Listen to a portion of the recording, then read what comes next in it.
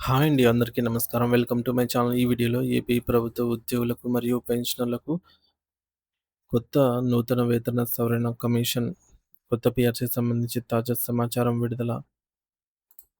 దీనికి సంబంధించిన పూర్తి సమాచారాన్ని అయితే వీడియోలో తెలుసుకుందాము. వీడియో అయితే ఎక్కడ కానీ స్కిప్ చేయకుండా ఎండ్ వరకు చూసేయండి. అప్పుడు ఇన్ఫర్మేషన్ పూర్తిగా అర్థమవుతుంది. అలాగే వీడియో చూస్తున్న ప్రతి ఒక్కరు వీడియోకైతే లైక్ చేయండి ఫ్రెండ్స్. ఈ వీడియోని తోటి ఉద్యోగ, పెన్షనర్ మిత్రులతో అయితే షేర్ చేయండి. కొత్తగా మన ఛానల్ చూస్తున్నవారు ఇంకెవరైనా సబ్స్క్రైబ్ చేసుకోకపోతే వెంటనే మన ఛానల్ అయితే సబ్స్క్రైబ్ చేసుకోండి. సబ్స్క్రైబ్ చేసుకోవడం వల్ల నేను చేసే ప్రతి ఒక్క వీడియో మీ వరకు రీచ్ అవుతుంది. ఇక ఆలస్యం చేయకుండా వివరాల్లోకి అయితే వెళ్ళిపోదాము.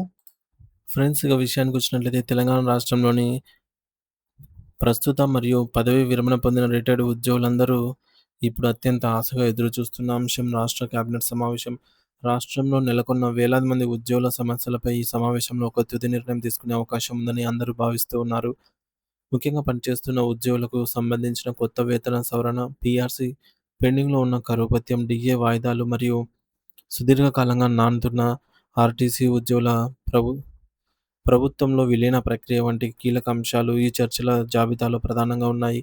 వీటితో పాటు ఉద్యోగులందరికీ అత్యంత అవసరమైన క్యాష్‌లెస్ వైద్యం మరియు రిటైర్డ్ ఉద్యోగులకు రావాల్సిన pending gratuity, commutation, surrender leave వంటి బకాయిల చెల్లింపులపైన కూడా ఈ కేబినెట్ భేటీలో ఒక స్పష్టమైన రోడ్ మ్యాప్ అయితే ప్రకటించే అవకాశం ఉందని ప్రచారం జరుగుతోంది. ముఖ్యంగా ఆర్టీసీ కార్మికులతో గతంలో జరిపిన చర్చల సందర్భంగా ముఖ్యమంత్రి రేవంత్ రెడ్డి గారు వారికి కొన్ని హామీలైతే ఇచ్చారు. ఆ హామీలను చట్టబద్ధం చేయాలంటే క్యాబినెట్ ఆమోదం తప్పనిసరి. అందుకే ఈ యొక్క సమావేశం వారి భవిష్యత్తుకు ఎంతో కీలకం. ఉద్యోగులంగ ఉద్యోగులందరి బకాయిలను వెంటనే చెల్లిస్తాం, పీఆర్సీ అమలు చేస్తామని ముఖ్యమంత్రి గారు స్వయంగా ప్రకటించడంతో మే 4 లేదా 5 తేదీల్లో ఖచ్చితంగా కేబినెట్ సమావేశం ఉంటుందని రాష్ట్రంలోని అన్ని ప్రముఖ దినపత్రికలు వార్తలు ప్రచురించాయి. ఇవాళ రాష్ట్ర కేబినెట్ అనే శీర్షికతో పత్రికలు మరియు టీవీ ఛానళ్లలో హోరెత్తించాయి. కానీ తీరా సమయం దగ్గర పడుతున్న కొద్దీ ఉద్యోగులలో సందిగ్ధత నెలకొంది. సో, నిన్నటి రోజున సాయంత్రం వరకు గూడా ఎటువంటి సమావేశం గాని ఏమీ కనిపించలేదు. కనీసం మంత్రులందరూ గూడా సచివాలయానికి చేరుకున్నట్టు గాని సమాచారం అయితే ఎటువంటి అప్‌డేట్ లేదు. నిజానికి కేబినెట్ భేటీ ఆహ్, 4 తేదీన జరగాల్సింది. కానీ సమావేశం అనేది అర్ధాంతరంగా వాయిదా పడిపోయిందనమాట. పోనీ 5 తేదీ అయినా జరుగుతదని అందరూ వేచి చూస్తే 5 తేదీ కూడా వాయిదా వేస్తున్నట్టు తెలుస్తుంది. ఇక్కడ మనం ఒక విషయాన్ని అత్యంత జాగ్రత్తగా గమనించాలి. ఇది కేవలం యాదృచ్ఛికంగా జరిగిన వాయిదా కాదని, దీని వెనుక ఒక పకడ్బందీ వ్యూహం ఉందన్న అనుమానాలు బలపడుతున్నాయి. రాష్ట్రంలోని వివిధ ఉద్యోగ సంఘాలు తమ న్యాయమైన డిమాండ్ల సాధన కోసం మే 5 తేదీన జిల్లాలోని హైదరాబాద్‌లో పెద్ద ఎత్తున నిరసన కార్యక్రమాలు, దీక్షలు చేయాలని ముందుగానే కార్యాచరణ ప్రకటించాయి.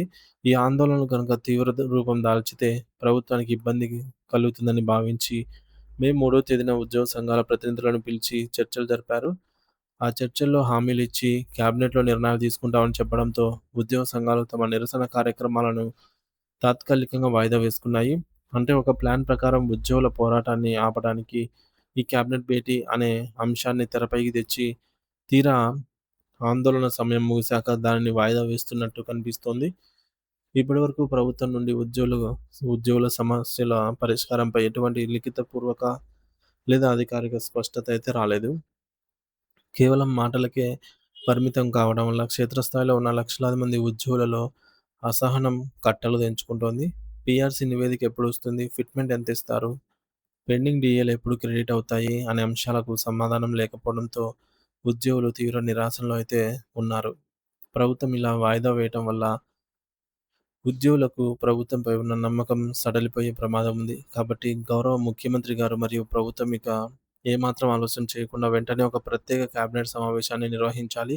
ఆ సమావేశంలో కేవలం చర్చలు మాత్రమే కాకుండా ఉద్యోగుల సమస్యలపై జీవోలు కూడా విడుదల చేసే దిశగా నిర్ణయాలు తీసుకోవాలని, ముఖ్యంగా పీఆర్సీ రిపోర్ట్‌ను వెంటనే కమిషన్ నుండి స్వీకరించి ఉద్యోగ సంఘాలతో చర్చించి ఆమోదయోగ్యమైన వేతనాన్ని ప్రకటించాలి. అలాగే హామీ ఇచ్చిన విధంగా జూన్ 1 తేదీ నుంచి ఎట్టి పరిస్థితుల్లోనూ ఎంప్లాయీ హెల్త్ స్కీమ్ ఈహెచ్ఎస్ అమల్లోకి రావాలి. ఈ విధంగా రిటైర్డ్ ఉద్యోగుల పరిస్థితి మరీ దారుణంగా ఉంది. వారు తమ సొంత డబ్బుల కోసం కార్యాలయాల చుట్టూ తిరగలేరు. కాబట్టి వారి బకాయిలను వెంటనే విడుదల చేయాలి. కాలయాపన చేయడం వల్ల సమస్యలు పరిష్కారం కావు కదా! పెరుగుతాయి. మరి అందుకే ప్రభుత్వం ఇప్పటికైనా స్పందించి ఉద్యోగుల కళ్ళల్లో ఆనందం నింపాలని అందరూ కోరుకుంటున్నారు. మనోవేదనకు గురవుతున్న ఉద్యోగ లోకానికి ఒక స్పష్టమైన భరోసా ఇవ్వాల్సిన బాధ్యత నేడు పాలక పక్షంపై అయితే ఉంది.